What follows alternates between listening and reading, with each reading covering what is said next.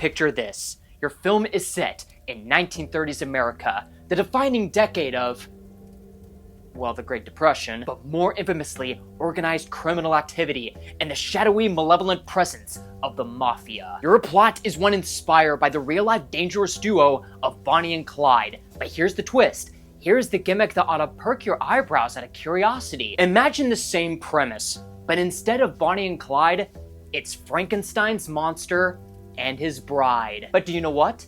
It gets even better. The actors encapsulated in the roles are none other than A-list celebrity talent, such as Christian Bale and the Oscar-nominated Jessie Buckley, who is most likely going to win for her performance of Hamnet. It's also got talented actors such as Jake Gyllenhaal, Peter Skarsgård, Penelope Cruz, and the director and writer is none other than Jake Gyllenhaal's sister, Maggie Gyllenhaal, who is not only a good performer herself, but her directorial and writing debut was lauded by critics and was nominated for 3 Academy Awards. The stage is set, the stars are aligned, everything is perfectly placed for a great film to unfold, for Maggie Gyllenhaal to bring in a special twist to the Mary Shelley tale. Unfortunately, the only question that Maggie Gyllenhaal forgot to ask herself upon creating The Bride in her filmmaking laboratory was, wait a minute, how can all of this go terribly wrong? And for the most part, it did. Honestly, there was a part of me watching the trailers that made me think that this was probably going to be a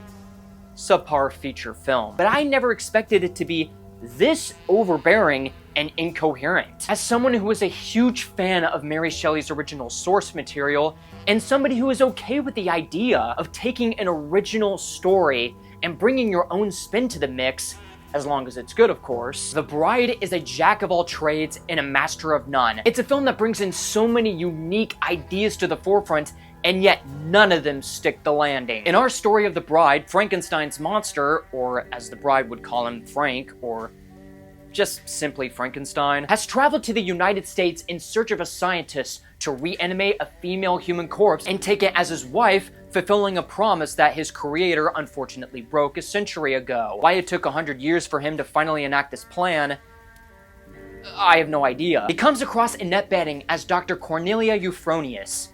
Sounds like a Harry Potter spell than an actual name. And takes her under his wing due to her extensive research on the practice of reanimation. The two, in their efforts to have Frank achieve companionship, finally reanimate a woman named Ida back to life. The catch is that she can't remember a single thing about who she is or what happened to her after she died, and she is also possessed by the dead, extravagant spirit of Mary Shelley.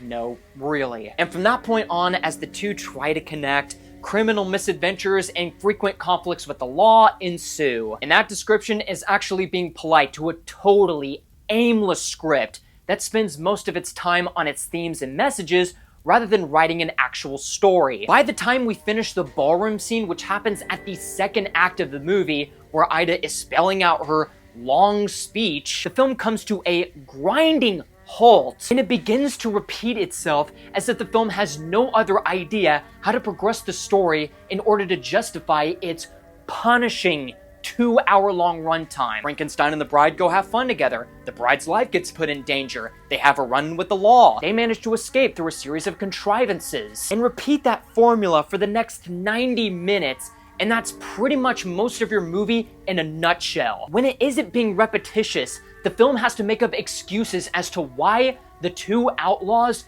aren't already lying dead on the floor with bullet holes in them. Mainly because the police in this movie are totally and utterly useless. They are totally lost as to how to deal with 2 undead criminals and how to search for them wherever they're going, that it only takes a single detective's assistant to find a lead that will guide them to their next location as to where the bride and Frankenstein are. Meanwhile, the police don't even have a freaking clue as to what they're doing. And when they have their guns finally pointed directly at them and are ready to pull the trigger in the name of the law, they just choose not to. Interconnected with our Frankie and Bride storyline, there is a subplot that involves a detective and his assistant, played by Peter Skarsgård and Penelope Cruz, who are tracking down our 2 leads after Frank murdered 2 people out of protection for the bride, and who just so happened to have their picture taken by some random pedestrian after the crime was committed. They're the ones that pick up certain clues along the way. Well, I mean, Penelope Cruz is the one who's doing most of the work, while Peter Skarsgård,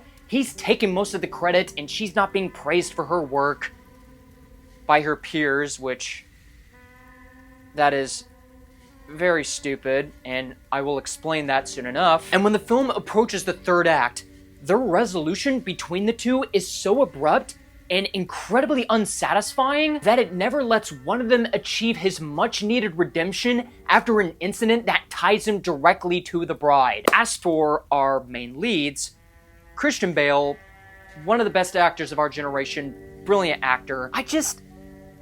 I don't know if it's her direction and her one-dimensional characterization work in the script, or the approach that he is personally trying to give to this role, but here, he is struggling in this film. He tries his hardest to make Frankenstein sound like a very brooding and lonesome monster struggling with isolation, trying to branch out to other people. But in the aftermath, the script just makes him much more sad and pathetic, and his performance, whatever reason it may be, sounds like he's inserting some of his Batman affectations and grunts, and almost changing his accents in almost every single scene that he's in.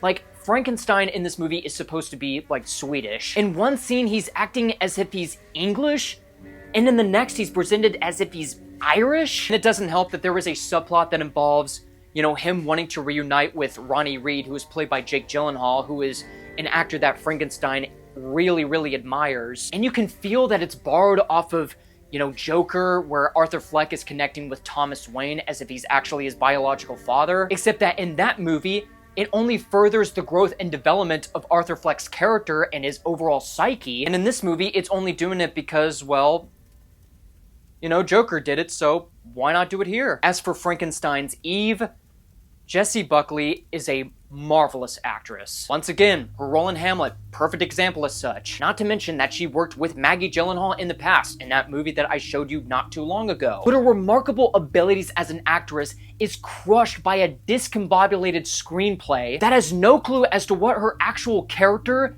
is supposed to be. I mean, her character has such a flat, tone-deaf, and contradictory sense of direction. She goes from a helpless, vulnerable woman trying to figure out who she is while struggling with a spirit that is possessing her against her will, to being incredibly oblivious of her own life and promiscuous the next. And you're probably thinking to yourself, man, does Mary Shelley have something to do with those specific actions? No. Not really. A lot of it is of her own volition. She's grinding next to men without a care in the world in one instance, and in another instance, she decides, just for the sake of being friendly, to give Frank a, how should I describe it? A peanut butter and BJ sandwich. Well then, I still hear you wondering, what does Mary Shelley have to do with her? Okay. This is where we get to Buckley's performance as a whole. It's a bit much. It's one thing for her to very well hone the role of a very desperate woman trying to figure out who she is, even though Mary Shelley could just tell her at any time. But when her psyche changes into the bombastic, Mary Shelley-possessed persona, it gets annoying really fast. What I mean is that whenever Ida is having a conversation with really anybody in the movie, Mary Shelley takes over for her during a sentence or even like after she speaks, and she abrasively divulges into diatribes, randomly blurts out words that rhyme with each other, and interjects monologues that don't make any sense or have any connection to what is happening. Yet again, it feels like an idea that Maggie Gyllenhaal just inserted into the script that doesn't work out the way that it should. Personally, I felt like this role should have gone to someone like Helena Bonham Carter. For one, she's not retired and still working today. Number two, she's a versatile actress that is very much capable of taking this kind of material and can perform it in a way to where you don't want her to shut the hell up. Never mind the performances between Bale and Buckley. First of all, their chemistry between both actors is so suffocatingly narrow it gives scabies mites cardiac arrest. Mainly because the script doesn't do a significant job of making these two develop a dark, abiding romance for each other. For as much as the script wants you to believe that these two are meant to be together, the script gives no enriching development for the actors to chew on to make their characters come across as if they are this Bonnie and Clyde tag team. As a whole, it just leaves you with two actors trying to work with a very jumbled script. Second of all, the film doesn't do a good job in making Frankie and Bride sympathetic in any way when they are on the run from the authorities. For the first instance, Frank kills two guys that are trying to sexually assault Ida in an alley. And yes, it was bad, but at least the audiences can justify that it was out of self-defense. However, once Ida kills two police officers, one on a train and the other one that she shot in the ball, the film is like, that was out of self-defense, right? We should feel bad for these people and their plight, right? No. Sorry, film. You don't get to do that. What also puzzles me is the fact that the movie throws in very artsy ideas into the fold. However, how the film executes it is incredibly confusing and doesn't really make much sense. For example, one of the film's concepts that it introduces is that Frank and Ida are seeing themselves on a movie theater. They see themselves being featured on the movie and they're playing the parts as they're watching it. You would see this as something that is going on in their head, as if they want to be a part of the reality that is being shown on the black and white musicals that they are watching. However, there is a point where even secondary characters are watching the big silver screen, and they also see that both Frankenstein and Ida are in those black and white movies. So, which is it? Same logic applies to the dance numbers in the movie, all of two of them. Except in the second dance number that takes place inside of the ball, you're thinking to yourself, okay, who is doing this? It can't be Mary Shelley's spirit because she's already possessing Ida herself. So, can a singular spirit control and possess, like, an entire group of people to do, like, some random dance number? Please, movie, help me understand. On top of this entire monstrosity, the film has themes and messages of feminism in it. They're about as blunt as a hammer to the face, and it bungles it spectacularly. There are examples of our female secondary characters, such as Dr. Euphronius and Penelope Cruz's character, who do significant and incredible work for their respected fields. But of course, all that dedication is undermined, and all of the men take all of the credit for all of their hard work. This is despite the fact that in the 1930s, a decade that this takes place in, many female scientists, officers, and detectives received awards and were accoladed for all of the work that they put into their profession. There's even a subplot that involves a very cartoonishly evil mob boss who cuts out women's tongues, places them in a jar, and puts them on his cabinets to really hammer home the message that women are being silenced by the patriarchy. Now, I do agree that women that are being abused should expose those that are being held responsible, if they have concrete, irrefutable proof to back it up. Once the bride finishes her speech in the ballroom about all the women who are being silenced by the corrupt men that abuse them, how does the movie follow through with this? By having the women rise up, bridal cosplay, blackened tongue, magnum and all, roam the streets in a rage to take revenge on who may or may not be their abuser.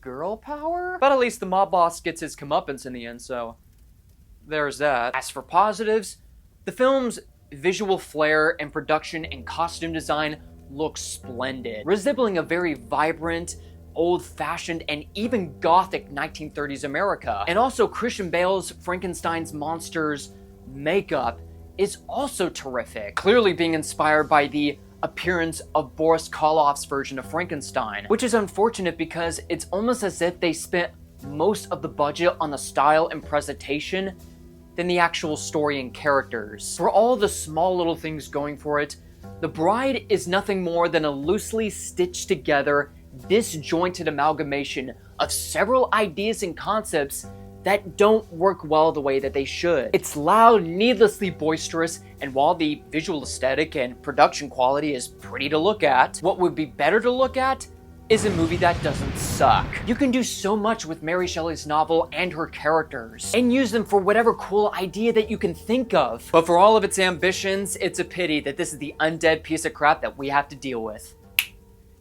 If only there were gargoyles and demons. My name is Luke Nukem, and you, my friends, have been blown away.